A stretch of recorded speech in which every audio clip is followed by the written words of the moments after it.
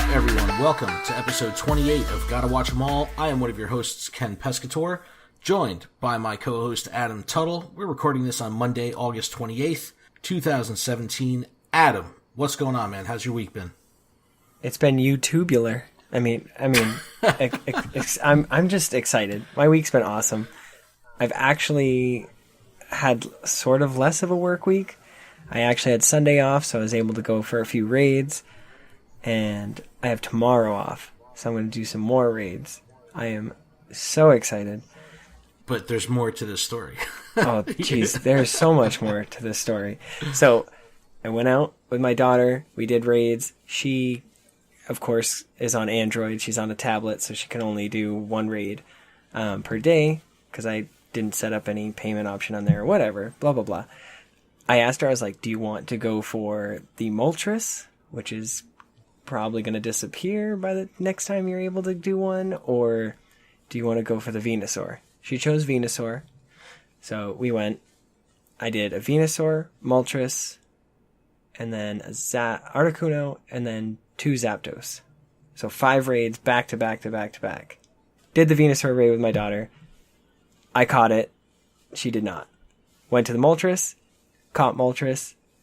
Daughter did not participate, so she could not catch it. Right. And then my brother shows up at my door and he's like, "Hey, there's like 20 people down at the graveyard." He's like, "Let's go." And I'm just like, "Okay." So we leave the house.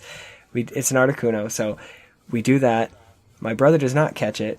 I catch the Articuno, and then we go to the Zapdos. Everybody's like, "You going to Zapdos?" "Yeah, we're going to Zapdos." So we do the Zapdos.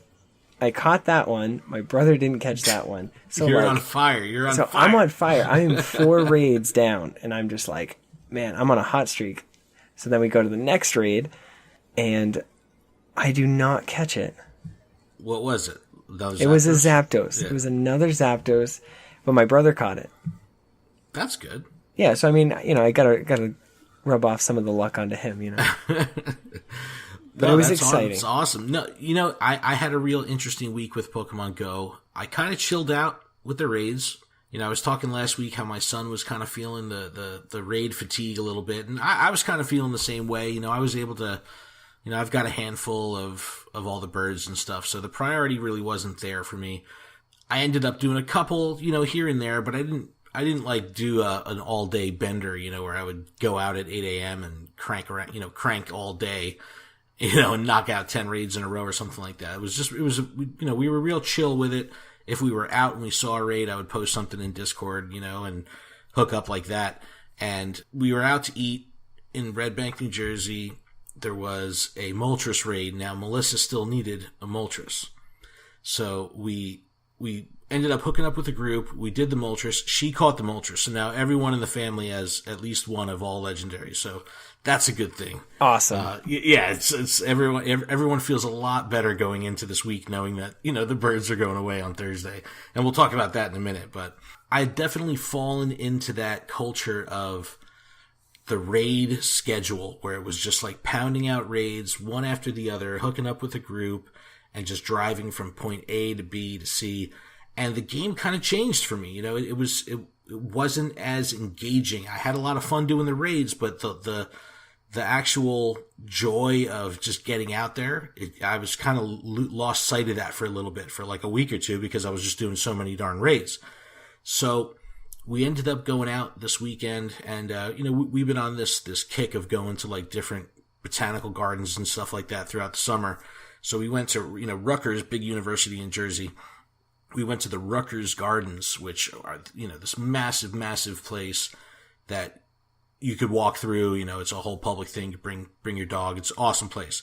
And I got back to the style of literally just walking and catching Pokemon, not Go Plussing, actually just catching Pokemon, moving from stop to stop, moving from gym to gym. And it felt like good old Pokemon Go again. I was like, oh. That takes dedication. I was like, it's so refreshing to kind of, separate from the raid culture that's so strong right now. It was definitely a different feel, a different vibe. And I was like, man, this feels like, last fall when the player base was really, really strong, but people were just out there playing. It wasn't so scheduled or strict. You know, it was much more low key and chill, and it was awesome. And then I did like a count at the end of the day, and I think I caught like 70 or 80 Pokemon that day.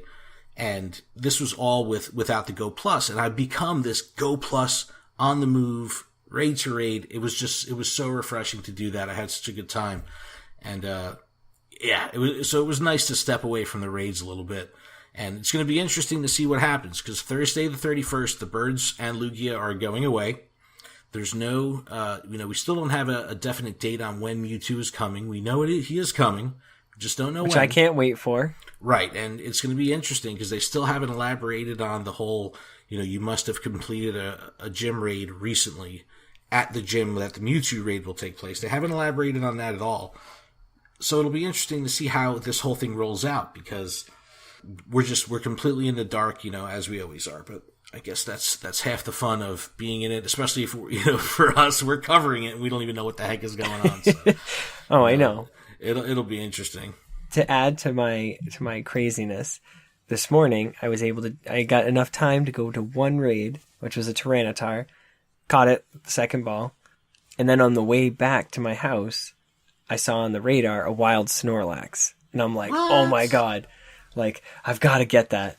So I ended up catching it, and then I must have Poke Plussed a Dratini on the way home as well, because yes, I had an extra one, because just before my house, I saw it on the radar. I was like, no way. And I just, I pulled off to the side. I'm like, start walking around, and like, finally I find it, and I'm like, all right, boom, caught it. And I have 2 Dratinis in my Pokemon box, and I'm like, oh my goodness. I mean, they're no good CPs, but I Go Plus the Lapras once. What? Yeah, really, really, really early on in the game, like it was probably like August of last year, cycling through my journal, and there it was, a Lapras, and I definitely didn't see it in person because I had hatched one, so I had one in the Dex, but I saw it in my journal, and I was like, dude, this was a Go Plus catch, because I definitely 100% did not see one of these in the wild. That's crazy. So that's good, man. It's good that this has been a good week. It's been, I kind of think this is like the calm before the storm. We don't really know what's going to go on once the Birds go away. I don't think, I'm trying not to get caught up in the hype of expecting an event consistently every week or every 2 weeks or 3 weeks. Or, I don't want to get caught up in that where it's like, I'm only going to be able to enjoy the game if there's an event going on. Like, I don't want to get caught up in that. So let's see how it goes. It should be weird to see, what happens when the raid, the legendaries are gone. Will people still be out like raiding hardcore? I think it'll be a good time for people to actually, like, now that we've created all these groups because of the legendaries, we actually have that opportunity to go in and actually fight Blastoise, Charizard, Venusaur, Tyranitar, and like get some core Pokemon that we don't have. I think it would be a good time for them to cycle the raid bosses too, the non-legendary raid bosses. Like if they throw the Dragonite out, and some of the ones that we saw from the Japanese event, that might be interesting. But yeah, I mean, there's still my son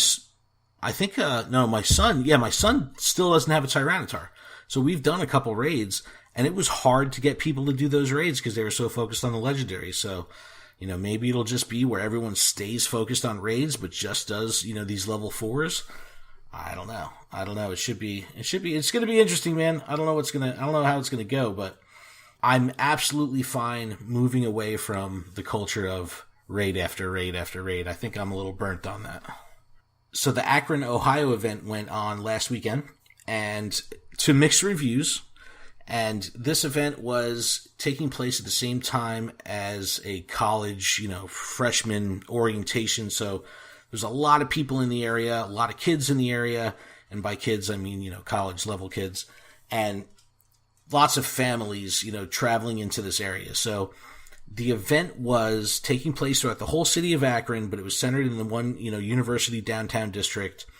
And at this event, it was set up through the Knight Foundation. And the goal of this event was to have people explore Akron and see the different sites within the city. So this isn't necessarily a Pokemon Go destination event where people are going there like they would go to a Go Fest or go to a Safari Zone or go to Pokemon Stadium, something like that. But this was more of just a true community event where people were just getting together and they were playing. And again, like I was just saying, the feel of just walking around, being in the community and playing. Sightseeing, visiting places, learning about the environment that you're in, using Pokestops to learn the landmarks, things like that. That's the type of event this was. So, people were like ripping it on Reddit. They're saying, this was a waste of an event. Now, mind you, the people that are ripping it weren't the people that were actually at the event. So, they're ripping this event apart, saying this was a waste. There was no unknowns, there was no regionals that were released. Everything played as normal. It was just a strip of Pokestops, a scavenger hunt of Pokestops, that would lead you through the different areas of the downtown of Akron, and everything was lured up from morning to night. For me, this is like the ideal setting for a Pokemon Go community event.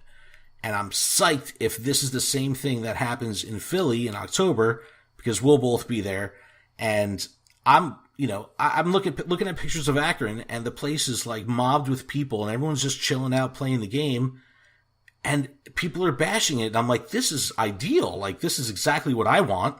I am totally down for these types of events because not only are you going into a new area, you're getting to hang out with people that are all there for the same reason. They're all there to play Pokemon. You're around all these people that are playing the game and that are into the game just as much as you are. Dude, even though my area is super active, if I see 4 or 5 people gathered together, that gets me super excited. I get fired up over that. So being in a position where you're going to have hundreds of people, thousands of people maybe, that's insane. That's just exactly what I look for in a day of playing Pokemon Go. And to top it off, a YouTuber could be there. Absolutely. I might be able to finally meet Ken in real life. Like that's what I'm more excited about for this Philadelphia event. That's definitely going down for Philadelphia. It's going to be crazy. It's my neck of the woods. Philly's. I'm kind of in the middle point. Where I live is kind of right in between New York City and Philly. So I've got Philly 45 minutes in one direction. I got New York about an hour in the other direction. So I'm right in the middle of it, man. So it's going to be awesome. It's going to be a good time. Downtown Philadelphia is awesome. This event that they're doing in Philly is, again, by the Knight Foundation, and it's called Philly Free Streets. And it's one strip down the main area. I believe it's on South Street in Philly. Everything's going to be lured up on this strip, and they'll be doing a scavenger hunt that's going to take you to all these really cool different places, and it ends in the Arts District. It's just going to be awesome. So I'm so fired up for it. But yes, it's going to be cool to finally meet you, man. I mean, this has been a digital relationship so far, man. I can't wait to see you in person, man. I know, and I can only send you so much stuff, Exactly. And just even though we face to face, on Skype, it's totally different when you're in person, and it's like, totally. That's what I'm looking forward to. Not, I'm going to go down there to catch a Kangaskhan. Like, are you kidding me? I'd rather travel to Australia to get it than have it given to me by going to this event, I'm with you, man. And it's interesting because the Go community has been very divided lately and very salty, to put it lightly. It's a lot of people are very outspoken about how they feel the game should be run or the community should be handled. And, it's a mess. So when you see these types of events, this is the core. This is the infrastructure of the game. These are the people that are reinforcing that 65 million, monthly active users. This is the core. So I'm excited for this event. I can't wait, man. I think it's like some people awesome. are upset that all they get is Diglett and like Sandshrew, and it's like those are like gold to me because I don't see those. I get those out of eggs, and like if I go hiking, like potentially I see a Diglett or potentially I see a Geodude. Like I don't have those in my area. That's hard for me to get. So people complaining about those Pokemon, I'm like, geez, all I get is Spinarak, Sentrets, and Pidgeys, and like all the fodder Pokemon. Like that's literally all I get. See, well, you're going to be coming a long way. So the general uncommon to common Pokemon in Philadelphia area are going to be very different from your area. So it'll be cool because, stuff that I'll think is super common, you may be excited about, just like what you were saying, the Diglett and stuff like that. So it's going to be an awesome time, man. I absolutely cannot wait. And we also have San Jose happening in September. They're learning from the Akron event. They're going to learn from the San Jose event, and hopefully with ours rounding out, at the end of October in Philly, they'll have learned from the previous two events, and we'll have a culmination of all the best stuff happening. So I'm psyched, man. I can't wait. I really, really can't wait. It's right around Halloween, so they might have, some sort of like increase in ghost types, Mischievous, Ghastly. Yeah, that's the other thing.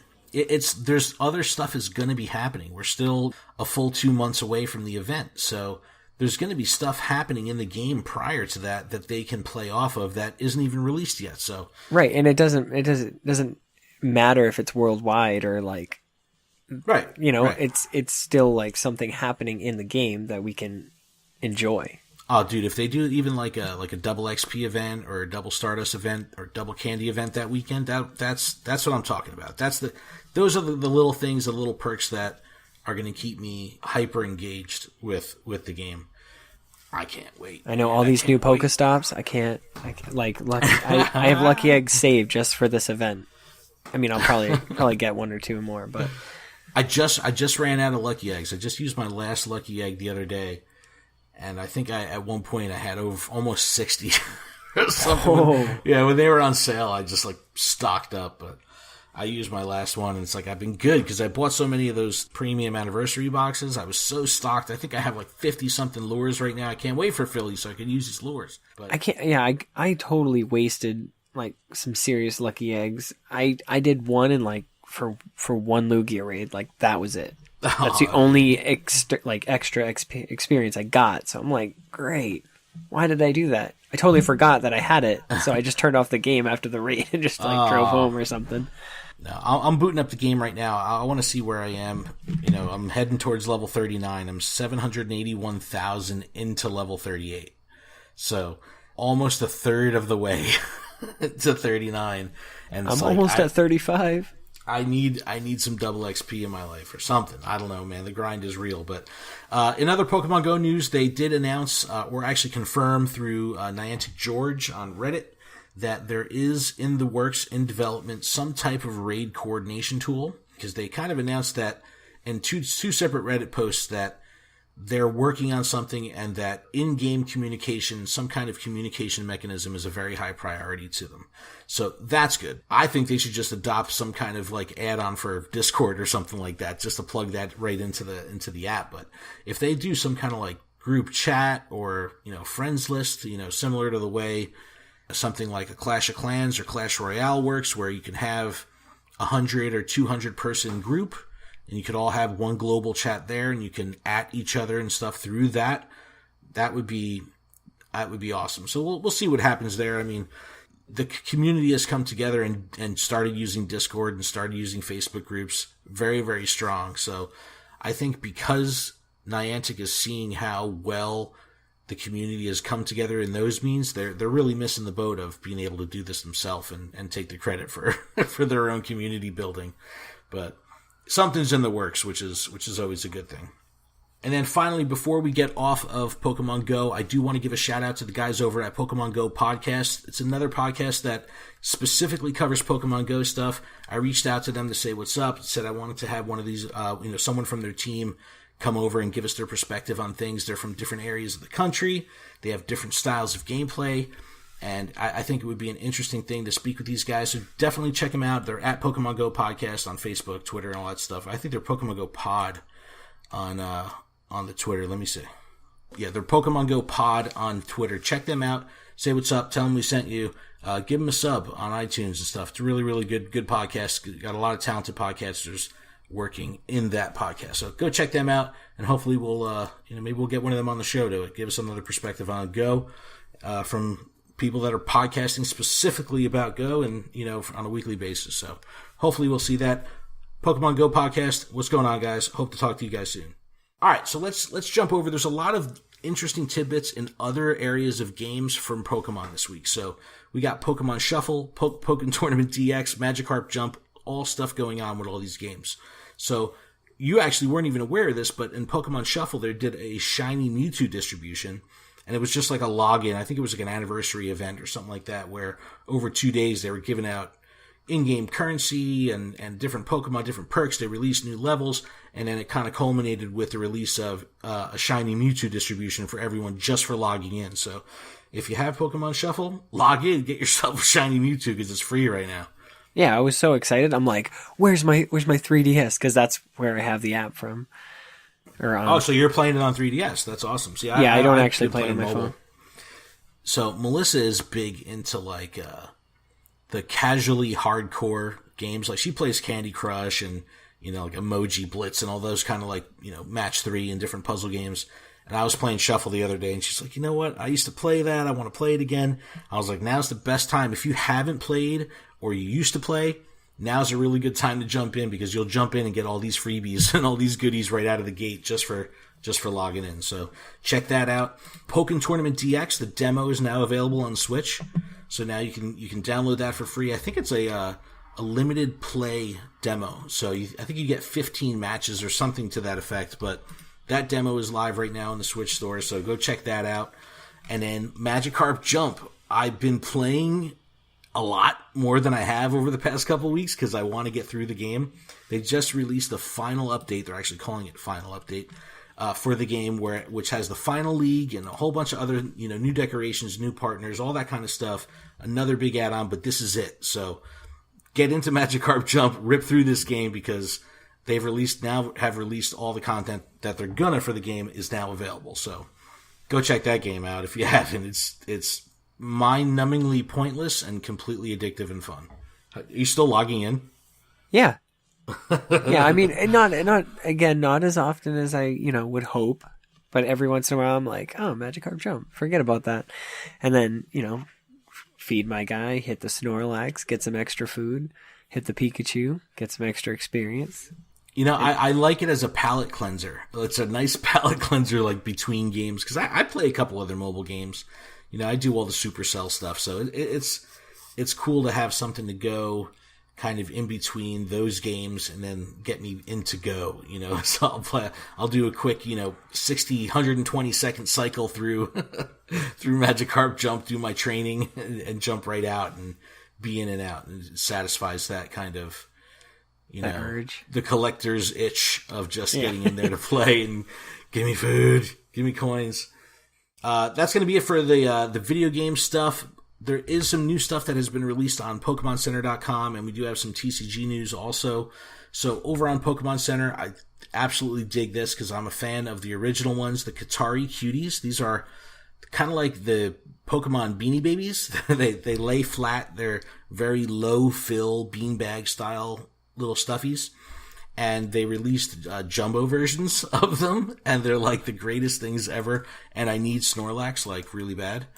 So far, they released a Jumbo Pikachu and a Piplup. So there's 21 and 25 inches respectively. So these big, laying flat, you could use it as a pillow style stuffy. So I want to see these in person because I have probably 6 or 7 of the small Qatari Cuties. Melissa has a Mew on the dashboard of her car, because it lays down flat. It's really cool. But I'm always talking about the plushes, man. I'm a sucker for a nice plush. But I love these pins. Dude. All right. So they came out with a Ditto 5-pack. It's a Ditto As 5-pack is what they're calling it. And it's our buddy Ditto paired up with the original Gen 1 Eevee evolutions and Eevee. And it's just super cute because they're very basic line drawing version of all the characters. It's really cool, but 5-pack of pins. It's amazing how like the Ditto is still Ditto, but trying to be just like Jolteon. Like it's all spiky and stuff, and then the other one's laying down with Flareon, and it got heat. Like it looks like it's got flames or whatever. The Jolteon is my favorite. It just looks like a explosion symbol, like pow, like just blasted out. And then the Eevee one's just holding its fluffy tail. Yep. $31 for 5 pins, but as we've talked about in the show before, the quality of the pins is always paramount. They're always awesome, heavyweight, good backing, stamped, and I think these might even, these have a print on the back as well. So you get a little Pikachu embossment on the back of the pin too. So cool stuff. So the Shining Legends hype train has officially pulled into the station. You know, we talked about the pre-orders going up last week and how this is out of control, you know, how quickly they brought the pre-orders in. But they gave a little bit of a sneak peek on Pokemon.com, and they put out an article called Give Your Deck a Shiny New Look, and they start to explain what's going to be going on in this deck, and I am really, really excited for this, and they explain how this is going to be a very limited release, and they're going to roll this stuff out the same way they did with the Generations expansion, where you're not going to be able to buy just boosters or blisters. They're going to have the small boxes that come with the pin, and I think they're doing a pin and 3 boosters for these boxes, and there's going to be a Mewtwo box and a Pikachu box to start with, you know, the pin and 3 boosters. So, and they have the Elite Trainer box for pre-order right now in Pokemon Center as well. Shining Pokemon, everything in there is a shiny Pokemon. There's going to be a subset is going to be in here as well. I really enjoyed the Generation set. I don't know, you know, you've been a collector a long time, so you've seen sets come and go. Yeah, they've done like dragons, like a dragon one. I mean, I forget the name.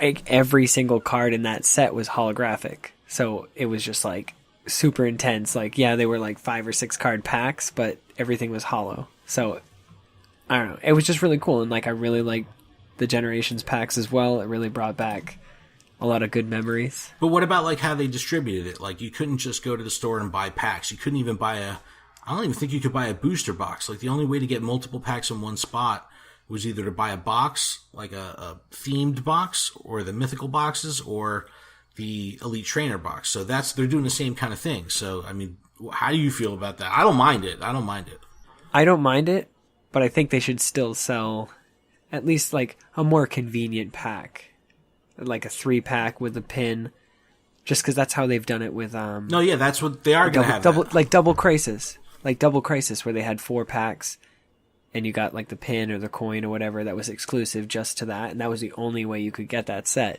Yeah, these are gonna have the small boxes. I think they said a $15.99 retail with 3 boosters and a pin. So that's not bad. It's not bad. And the Pikachu pin, I mean, of course they're going to do Pikachu, but the Pikachu pin is actually really cool. I saw a preview of the box itself. So very, very cool stuff. The hype train is real. Get on it. Have you actually taken a peek at the Mewtwo GX? Yes, I did, and it looks ridiculous. So it's Psystrike GX attack. I love attacks like this where it says this damage isn't affected by any effects on your opponent's active Pokemon. So that means like, even if there's an ability that says prevent all damage done by Pokemon GX, it just goes right through it. Yes. Any tools that say like prevent 40 damage, like boom, it just goes through it. So I don't know. I think that'll be a lot of fun. Definitely a card to watch out for. Nice. I mean, it's Mewtwo. All right, so let's get into this episode. Again, this is episode 28. The title is The Punchy Pokemon. The original U.S. air date was October 15th, 1998. And if we remember last week, it was a rebound episode off of the very interesting episode 2 weeks ago. But they had, what was it, Hop Town they were in?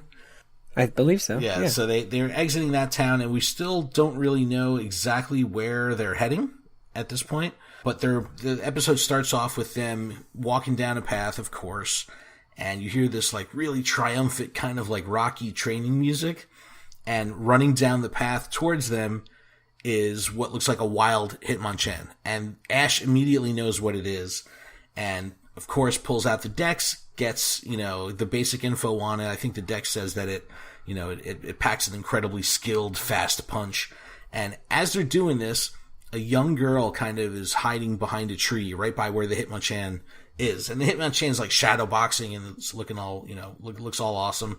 And immediately it's an intense intro. It's a totally intense intro. It's like, you know, yeah. And Hitmonchan's throwing like shadow punches. He's just like, he's like working it out. It looks really cool. I like the way how they animate it, and you get really cool sound effects too.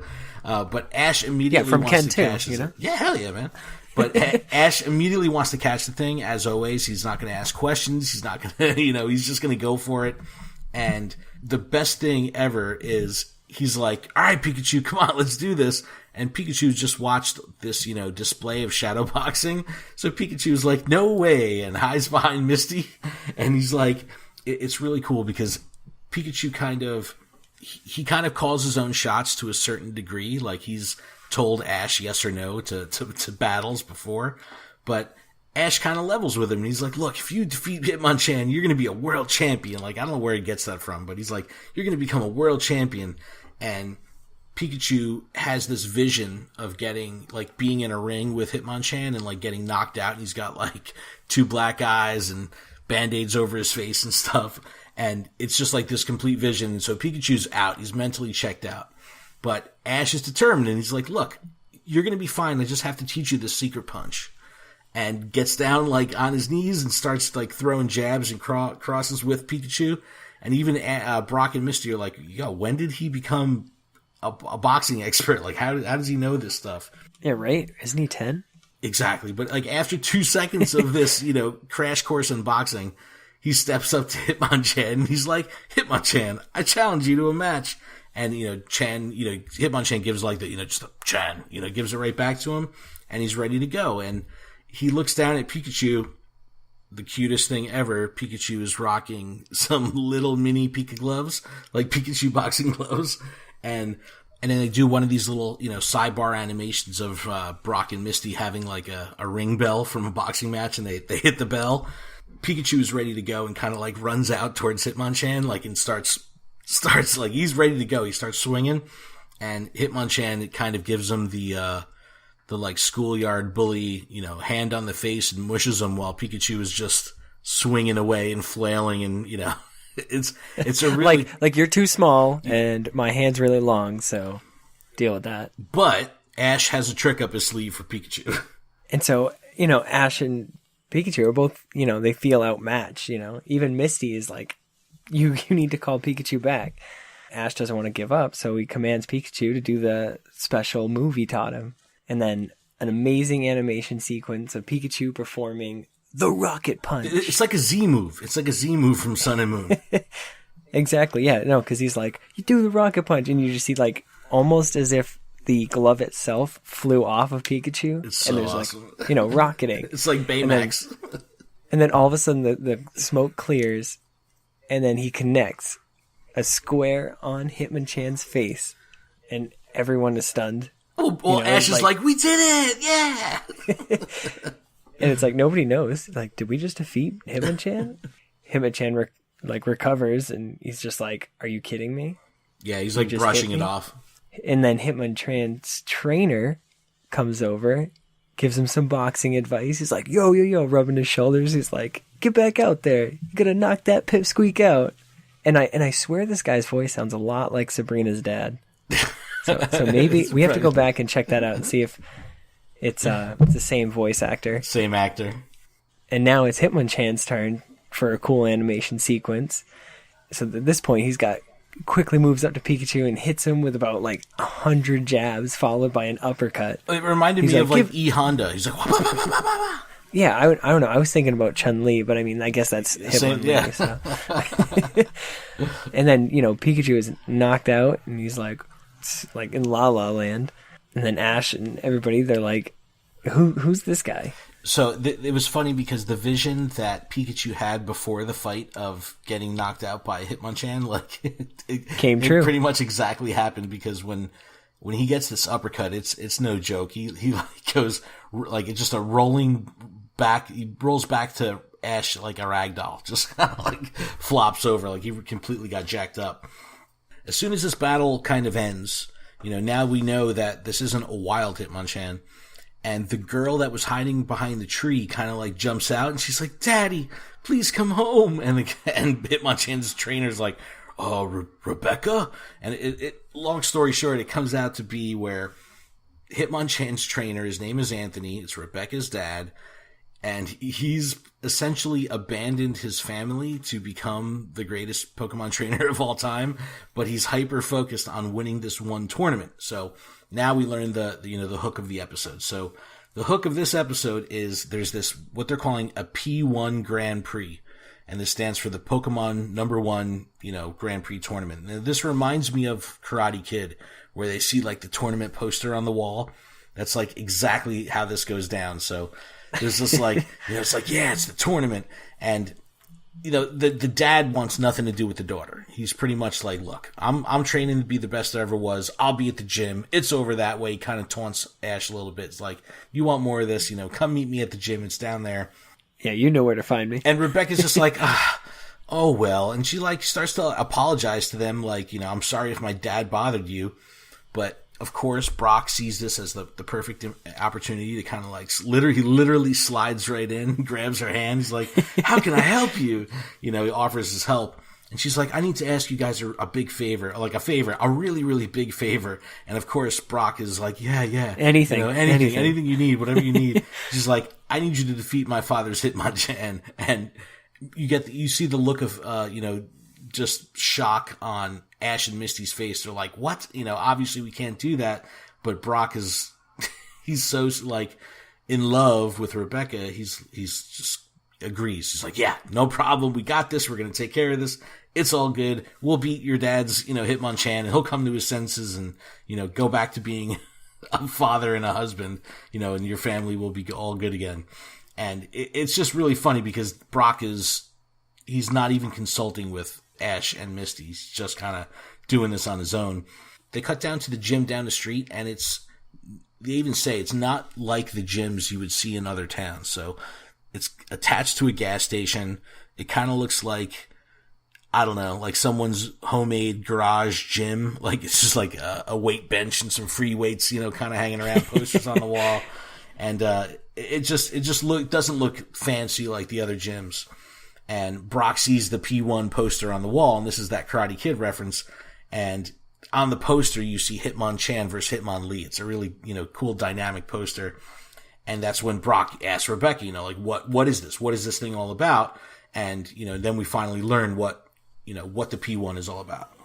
Yeah, so she explains that, the Pokemon #1 Grand Prix is a tournament just for fighting Pokemon.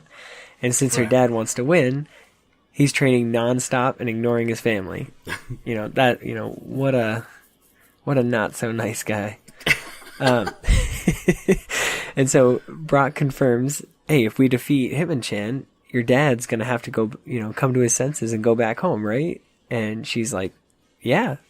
So he's like, no problem. Leave it to us. And again, Misty and Ash are super nervous.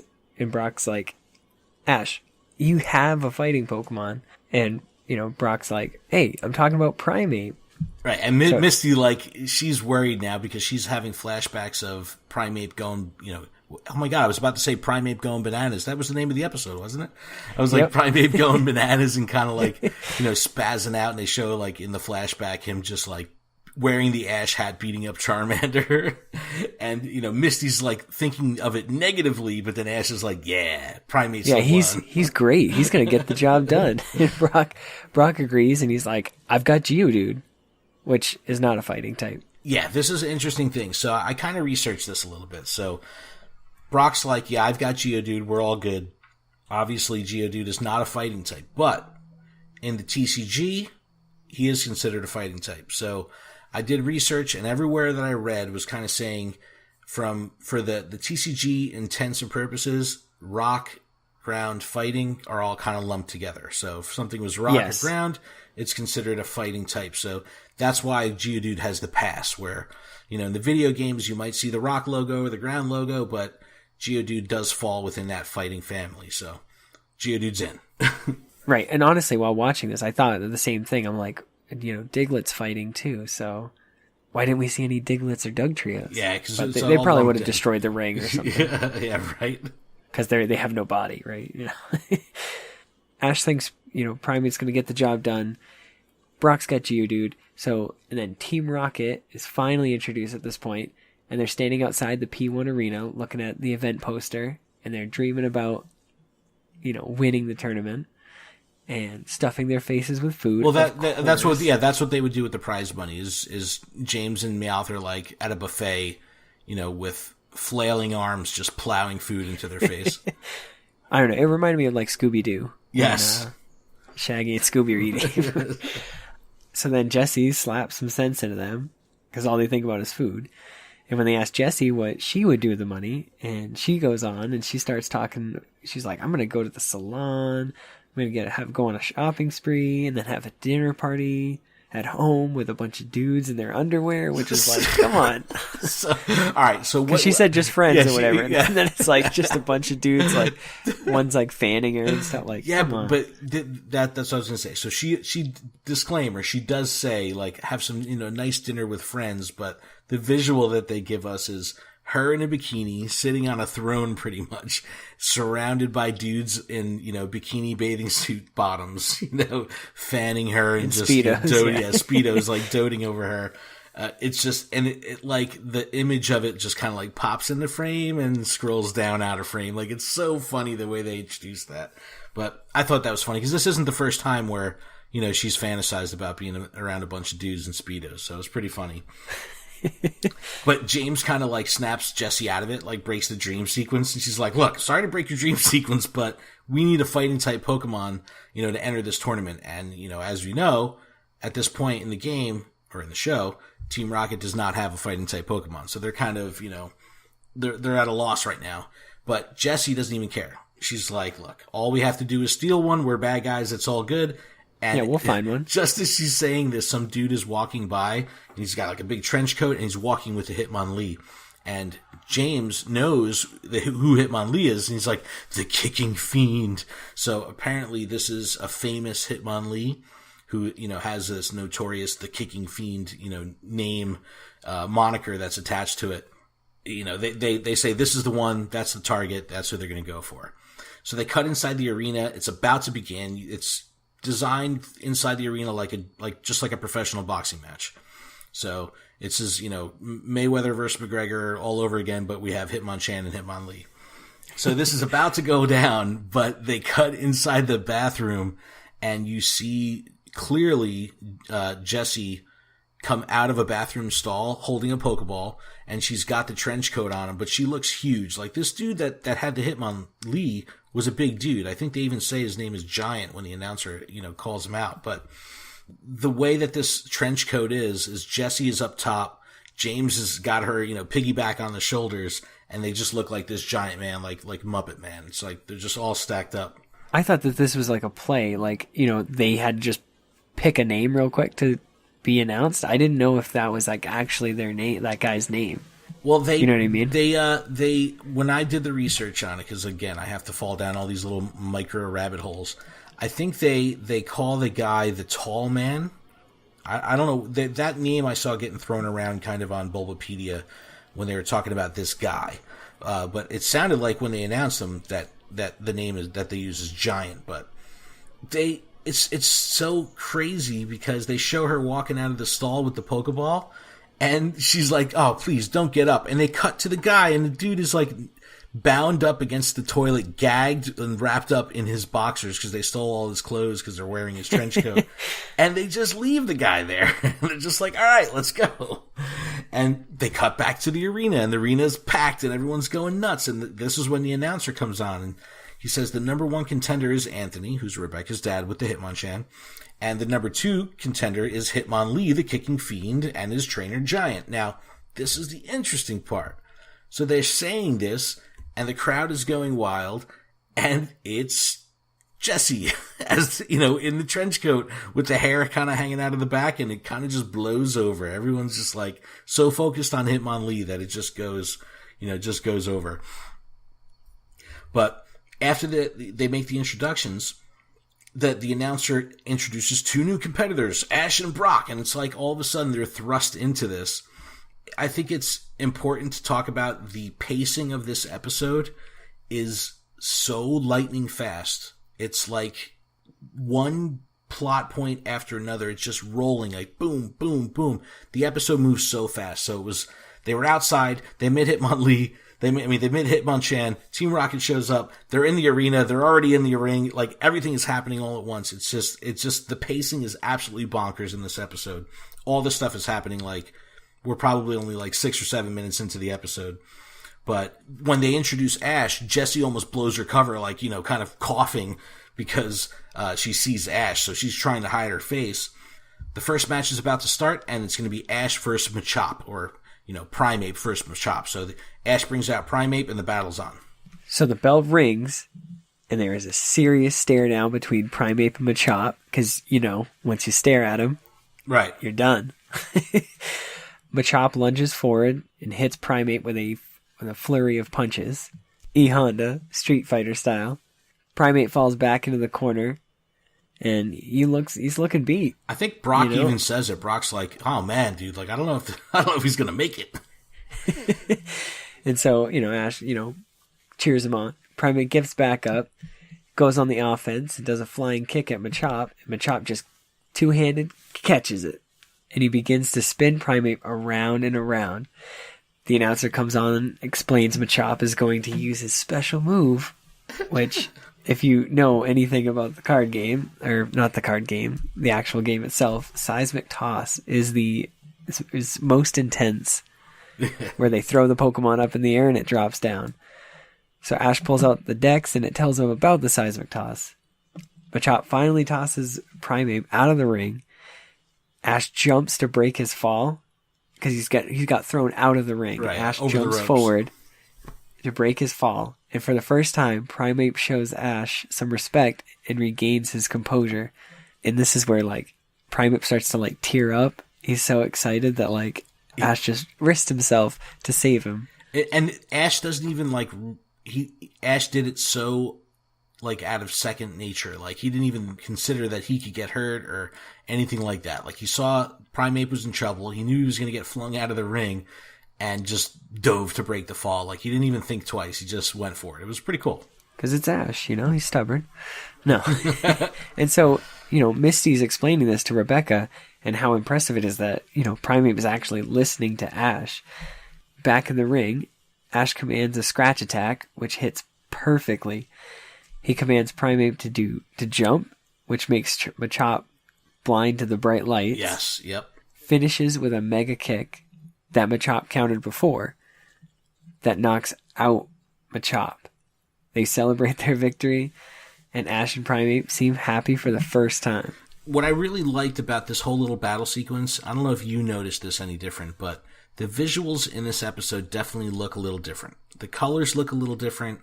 And the fight sequences, even going back to the rocket punch when Pikachu was fighting Hitmonchan outside, the animation just seemed more aggressive. It was just a more robust frame rate. It almost looked like there was a lot of frames going on and lots of speed lines and lots of blurs and lots of solid color backgrounds. It just looked different. I really like the way they really accentuated how aggressive some of these fighting moves were. I think it was really cool. But I did notice that. Yeah. And I do agree. So the next matchup is Geodude, and the announcer, of course, Geodude. For whatever reason, the announcer's like, Geodude is rock hard, and he's fighting Hitmonlee, and the bell rings ringside. Brock yells to Rebecca, everything is okay. Brock's on the side, outstanding outside. I got the ring. this. He's like, I got this, and she's like, wait. Look out, look the other way, and boom, right already, after the bell rings, Geodude is kind of gets kicked by Hitmonlee and gets flung through the ropes and smashes Brock in the face, right in the head, through the ropes, seconds after he was just telling Rebecca that, everything is all good. And Jesse kind of sees this happening, and mind you, Jesse is commanding Hitmonlee, so even though Hitmonlee is not with its normal trainer, it is following orders from Jesse, which is pretty interesting. Jesse, so she's feeling confident. She's like, look, this isn't going to take much time at all. So Brock stands up, puts the fear into Geodude. He's like, you better get back in there and attack. And Jesse commands Hitmonlee, just kick, don't stop. And you get a really cool sequence of Geodude kind of just falling backwards as all these kicks, the flurry of kicks is just coming through. Yeah, he's got his arms crossed and just taking it. Yeah, he's just absorbing just kick after kick after kick. And Anthony, Rebecca's dad, comes over and is like, look, you gotta know when you're defeated here. You gotta throw in the towel and, live to fight another day kind of thing. And Brock agrees and grabs the towel from around Anthony's neck, tosses in the towel. The announcer comes on and, they call the fight. And Brock runs out and he's like, Geodude, I'm so sorry, don't worry, you'll be hard as a rock soon enough. And it's it was cool to see. Brock said, look, I'm going to come into this thing with Geodude And, Brock is a lover. He's not a fighter. So it's cool to see him going into the battle, fighting the number 2 contender and still giving it his all. So I thought that was really neat. After this goes out, Ash kind of steps up. He's like, look, me and Primate have this, don't sweat it. We're going to take care of things. And the tournament continues, and they have this really cool montage scene of the various fights that are going on. You see all these different fighting types. I think you actually see a Machoke at one point. Yeah, I had to pause it because the announcer says it so quickly that it sounds like he's saying Machop, and I'm like, no, it does say Machoke. That's a Machoke. But after this montage kind of wraps, it comes up where Ash has made it to the finals. Ash is, his Primeape is going to be in the finals, and then who he's going to go against is going to be determined by the current fight, and that's going to be number 1 contender versus number 2, or Hitmonchan versus Hitmonlee. And that's how, this is like kind of the apex of the tournament outside of the final battle. So at this point, Jesse's super worried that if they play fair, they might lose. Primeape is a beast. James tells her that he and Meowth have a trick up their sleeve. The bell rings and Hitmonchan comes out swinging. They clash in the middle of the ring, and it's an even battle because, one's punching, one's kicking.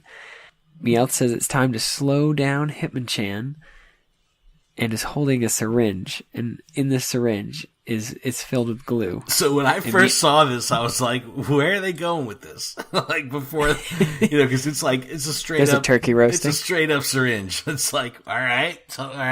You have my attention. So Meowth goes underneath the ring, like all stealthily, while the match is taking place, and he pokes the needle through the floor of the ring, and then squeezes some glue through the canvas, which pins Hitmonchan instantly in place. Right, and boxing's all about footwork, so he can't move. Hitmonlee being able to connect with repeated mega kicks, and things are looking pretty grim. Brock tells Anthony that he should throw in the towel, and Rebecca is so scared she jumps into the ring to protect Hitmonchan. She's like, "Don't hurt my father's Pokemon." Anthony jumps in to protect Rebecca and gets the mega kick to the face. Yeah, he just really sends him flying. Yeah, I'm like, imagine slams back to the turnbuckles. Oh, if Rebecca caught that mega kick, it would have been bad. Yeah, she'd probably be dead. No, no muscles.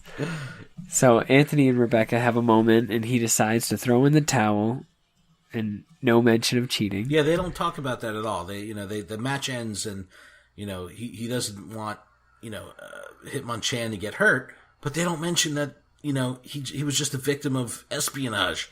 Yeah, where's the ref in this? Right. Like, come on. And so all seems right in the world, and the family's all back together. And now it's up to Ash to defeat Hitmonlee, and then they'll be champions. Jesse tells them not to bet on it. They blow their cover. That's it. Yep. They blow their cover, always, and say that they're going to take home the belt. So they rip off the trench coat and do their thing. So this is really funny because when they're doing the motto, like James is so exhausted from holding up Jesse this whole time, like his knees are quaking. So you kind of have like the skeleton bones of like like clattering of his knees going back and forth underneath as they're saying the motto. It's really funny because he's like, and his face totally like shot. Yeah, he's gets all red. Yeah. Yeah, I think James almost like passes out from it, and she's pretty much. She's like gripping around his neck and like with her knees, and she's just like, take it, squeezing his neck. It's great. They cut back to the ring. The battle is going on. Ash is, tells Primeape, like, look, if you're going to do this, you can't just play defense, because the same way with all the kicks that he defeated Hitmonchan or forced Hitmonchan into, having to forfeit, the Hitmonlee is just like letting these kicks fly, and just like Geodude was like absorbing them, Primeape is absorbing them. So Ash is like, look, you're not going to be able to do this by playing defense. Like, you really, really got to do this.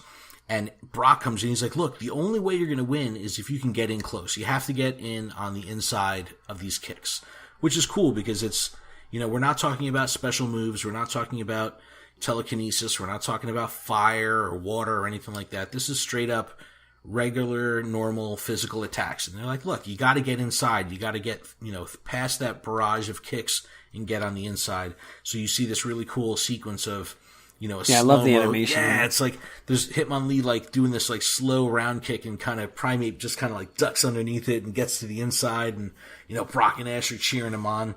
As all this stuff is going on, you see Meowth kind of scurry out from under the ring and runs over back towards Team Rocket's corner, but Pikachu kind of catches wind of this. So Pikachu sees Meowth is up to no good. So Pikachu kind of goes underneath the ring to see what's going on and notices that there's something under the ring. So Team Rocket are talking, and Meowth's like, look, the secret weapon's in place. All you got to do is tell Hitmonlee to jump. When he's in midair, flip this switch, and they show this little sequence of explaining what this device is that they have attached to the bottom of the ring.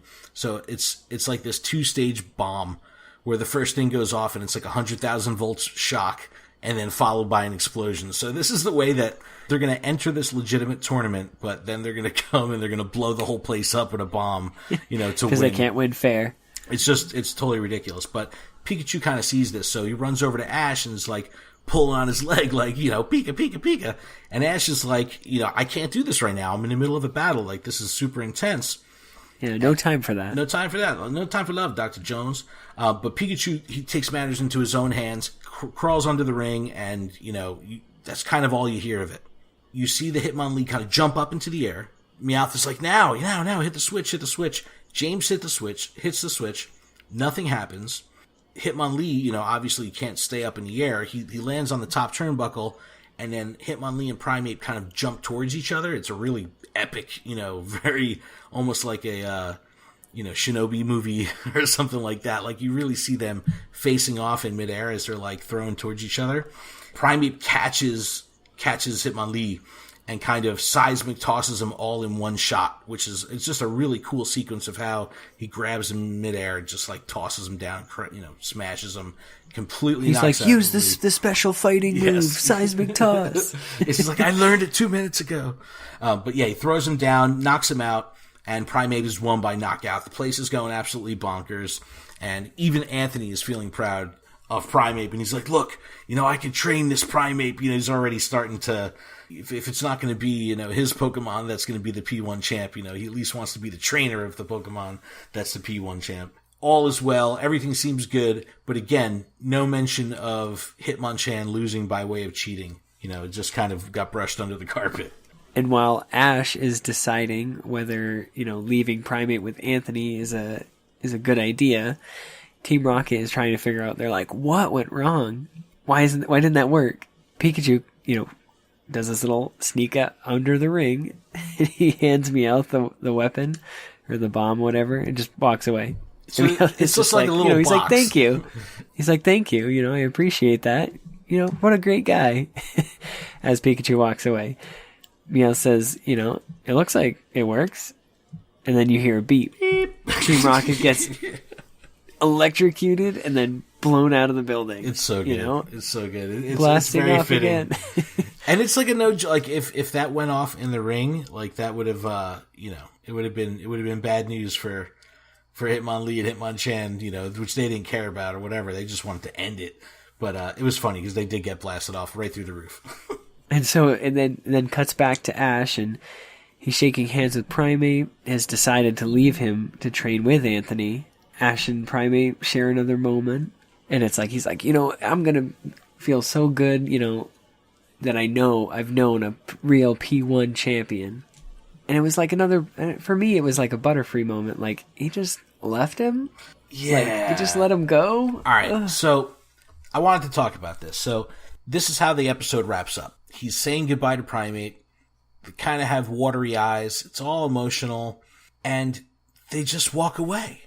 And it's like the narrator comes on and he goes, just as Primeape and Ash were, finally hitting it off, they decide to part ways. And now at this time, I'm thinking, all right, he's going to let him train with Anthony for a little bit and, come pick him up next week or in a month. And the announcer comes, or the narrator comes on and he's like, will their paths ever meet again? Who knows? And it's like, dude, he's really just leaving this Primeape there. And it made me think, like, did he just have it out for Primate from the start? Because the way he talked about Butterfree, the way he talked about, even the Krabby that went back to Professor Oak, like, he showed more concern for that, and he only held that Krabby for like a millisecond, So it's like, it seemed very off pace for them to have this mile-a-minute episode and then wrap it up with this emotional thing. And it's like, okay, over and done. Signed, sealed, delivered. He's gone. Continue. Nothing to see here.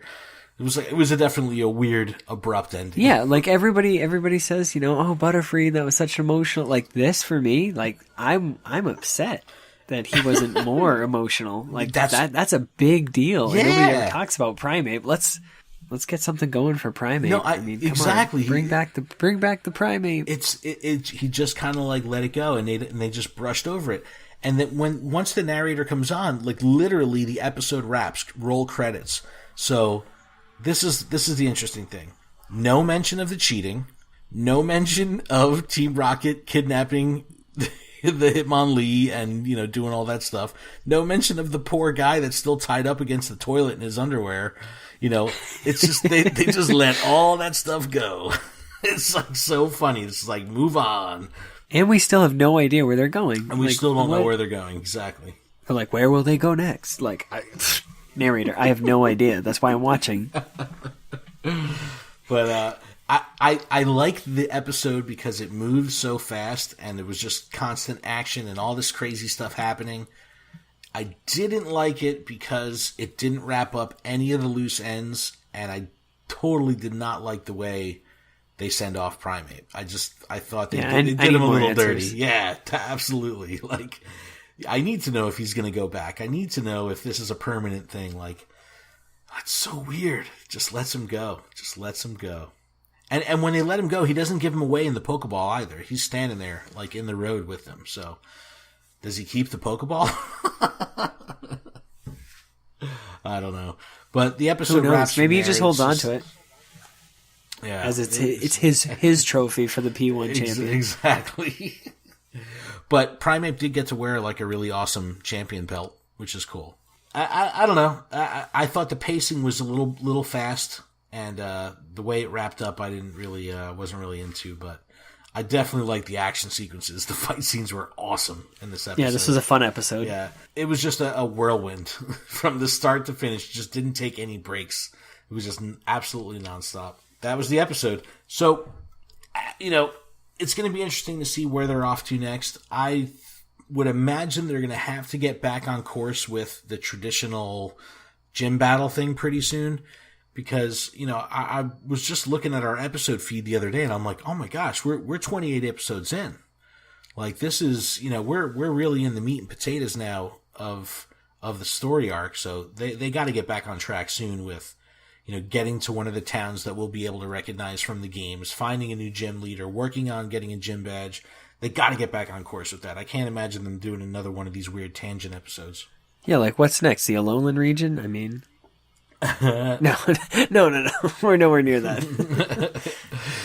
On a complete side note, I saw today on, I think, Poké Jungle reported on it, that Brock and Misty are going to be having cameos in the next few episodes of Sun and Moon anime. Ooh, I'm so excited. So I did see that. Yeah, so that I think I retweeted it, but I think that's going to be really cool. I've watched some of the Sun and Moon series. And it's if I wasn't doing this podcast, I'd probably watch the whole thing straight through. But I'm trying to stay focused of where I am in time and space with this story arc. What are your final thoughts on the episode? I mean, how did you think the pacing, the way they wrapped up? Like, what did it do for you? I enjoyed it. I don't like Anthony. I don't, but that's just personal opinion. It's me judging a book by its cover. But just everything as far as the action scenes and just it all like popped. It all was intense. And Team Rocket is just a blast to watch in their antics, I again, all these loose ends that they don't touch on, Jessie got that off. She was able to step right in and command this Hitmonlee around like without any hesitation. So that I thought that was really cool. I don't know. I just give her props for that. I would pay money if somebody took all of these loose ends and just did like a, I don't know, blooper scenes, just like Indigo League Revisited. Right. And it's just all these things just that they don't touch up on. They're like, whatever happened to Butterfree? And like it gets caught by like another trainer and like, man, you know what I mean? Just like random stuff. It's like, you ever see the video? There's like a family that finds like a little bunny or something like that, and they're like, all right, well, let's release it into the wild. There's little girls around, and as soon as they release it in their backyard, like a hawk comes over and swipes it up like the second they release like Magikarp Jump. Like, that's exactly it. It's like, oh my god, it's like, bye Butterfree, and then immediately he's like, whoosh, caught in another net.